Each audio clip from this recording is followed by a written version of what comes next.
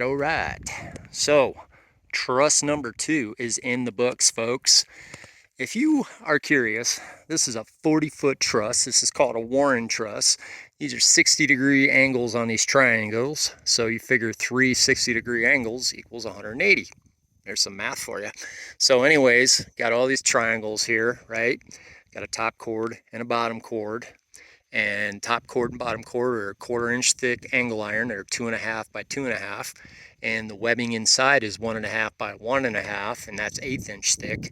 And my posts are 5 inch by 5 inch. They are 1/4 inch thick, and they're also bolted and welded at the ends here. So total amount of welds for this thing, for each one of these trusses, is over 250.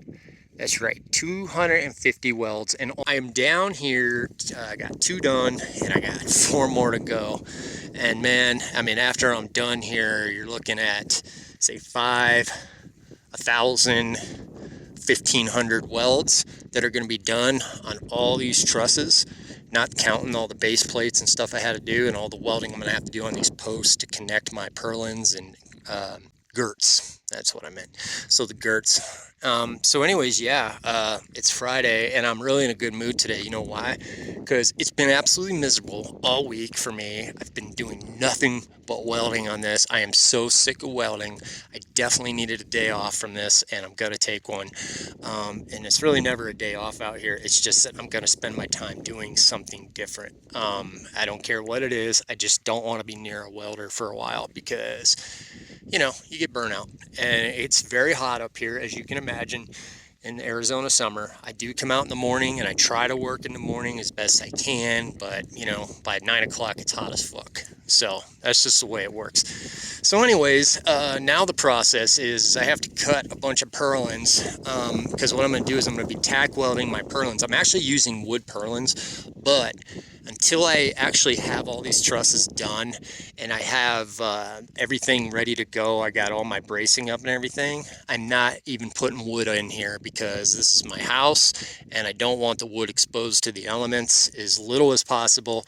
So the idea is I want to get those purlins in, get the sheathing on top, and get that shit covered immediately so I don't have wet wood, sun exposed wood, you know. So I'm trying to do everything right. So what I'm doing is I'm going to be cutting some C purlins over here that I have that I'm going to be using for another project, and I'm going to be tack welding them onto these trusses here. Basically I'll put 3 connecting these, and then of course my tie beams up here, basically to tie everything together. So I'll have tie beams all the way across the top here, mostly for the bracing is what that's for, but basically just tacking those in, that way the metal's there.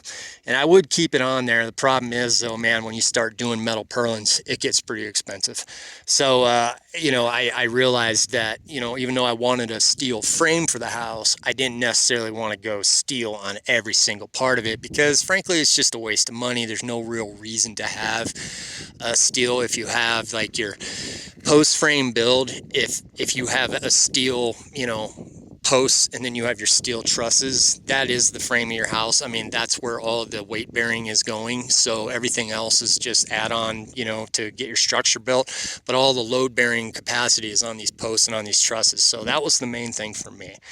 And then of course I'm going to have metal siding, metal roof, but all the stuff like the purlins, the girts, that's all going to be wood. Of course I'm going to have my sheathing underneath. Yes, I'm doing sheathing underneath the metal.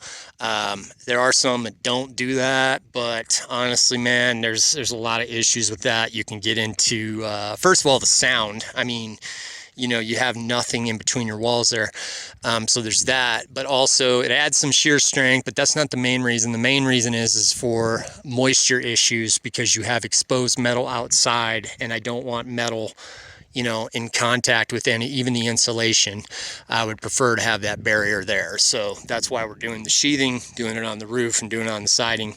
I think that's the way to do it. But anyways, Friday, I'm going to get back to doing trusses on Monday. I will start back on the 3rd truss and just keep grinding. But man, it's been a long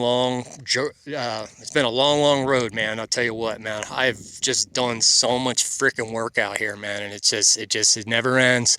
And I know I did it to myself, but man, sometimes you just get burnt out, man. You just think there's never an end.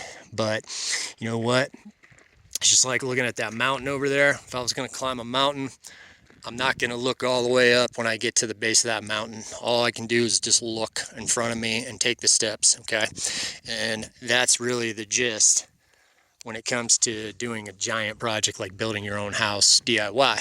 You can only just go step at a time, not get overwhelmed. And yes, sometimes I do look ahead and I get stressed, but I just have to pull it back and go, you know what? You're one guy. You're going to get so much done. And then you're just going to have to just go with it because it is what it is. So anyways, I'll talk to you soon.